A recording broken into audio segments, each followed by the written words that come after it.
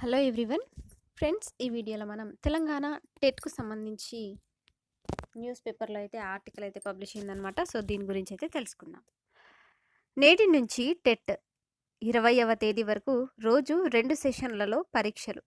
హాజరు కానున్న 2,75,753 మంది అభ్యర్థులు అంటూ విజయక్రాంతి పేపర్‌లో అయితే పబ్లిష్ అయింది.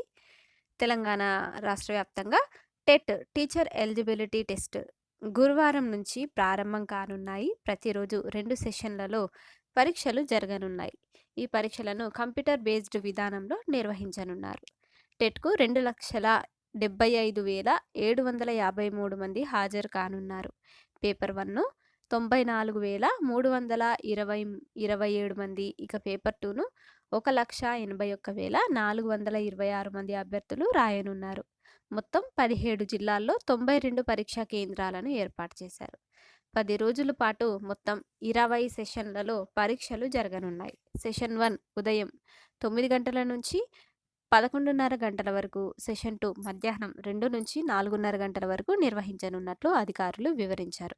పేపర్ 1 జనవరి 8, 9, 10వ తేదీల్లో 8, 9, 10 ఇంకా 18వ తేదీల్లో, పేపర్ 2ను జనవరి 2, 5, 11, 12, 19, 20వ తేదీల్లో నిర్వహించనున్నారు.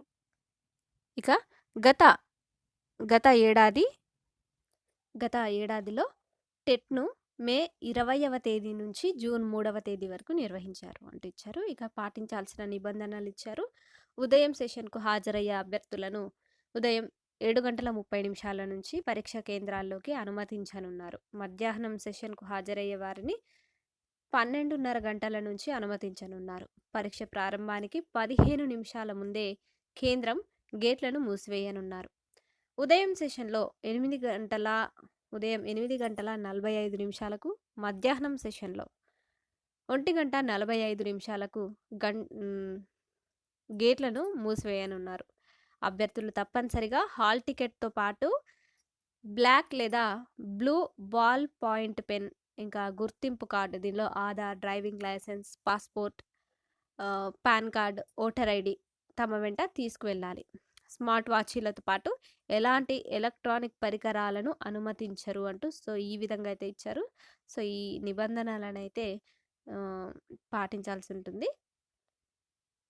సో ఈ విధంగా అయితే నేటి నుంచి టెట్ అంటూ రావడం అయితే జరిగింది.